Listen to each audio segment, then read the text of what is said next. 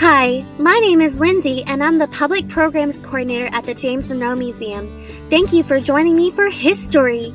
Each week we'll be reading a new story. This week it's My Little Golden Book About the White House by Jen Arena, illustrated by Viviana Garofoli.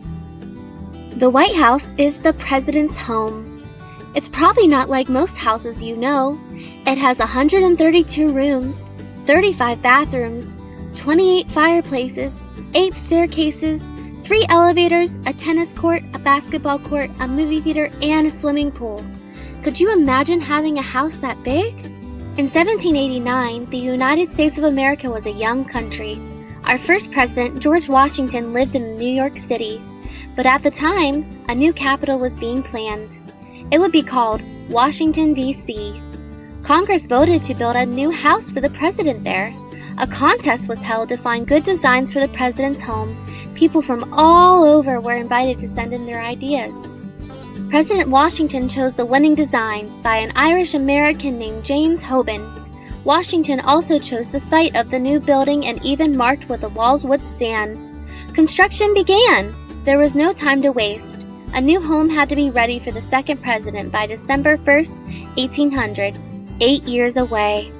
But on the day that President John Adams moved in, the house wasn't finished. The plaster on the walls was still wet. Building supplies sat on the lawn, and where the grand staircase should have been, there was a big hole. Fresh whitewashed paint coated the outside of the building.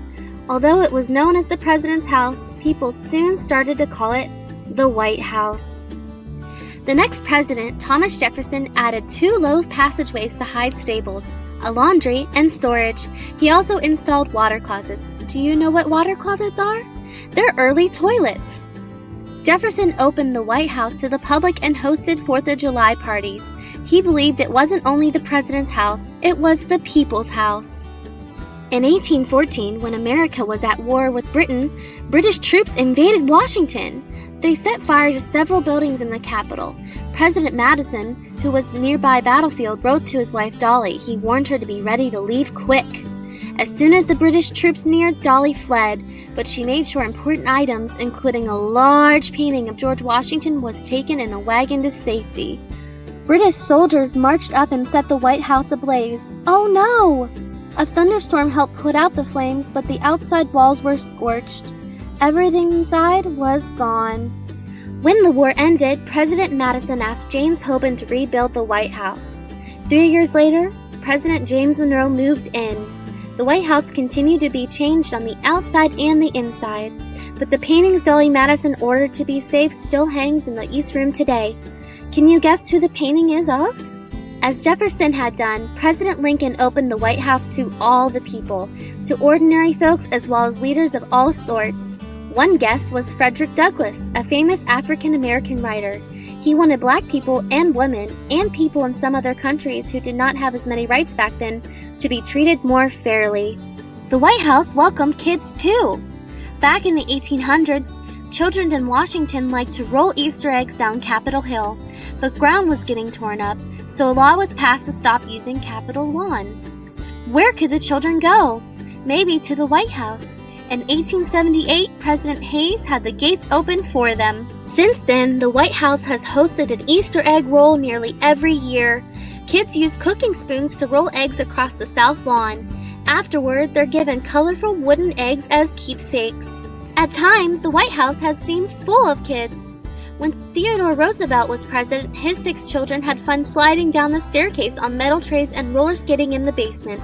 Would you be allowed to do something like that in your house? The president's family lives on the 2nd floor, where President Roosevelt also worked back then, but it was noisy and crowded, so Roosevelt replaced the greenhouses on the west side with offices. This new area became known as the West Wing. President Roosevelt's kids had lots of pets, dogs, horses, and birds. Alice Roosevelt even had a green snake named Emily Spinach. She took it to parties with her in her purse.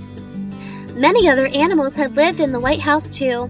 First Lady Grace Coolidge had a pet raccoon. Macaroni the pony was a gift from the Vice President to Caroline Kennedy, and Laddie the boy, President Harding's terrier, had his own seat at meetings, a special hand-carved chair. For a long time, the White House kept cows for milk and grew food in greenhouses. In 2009, First Lady Michelle Obama planted a kitchen garden next to the tennis court. The vegetables fed not only the president and his family, but also homeless people in the city.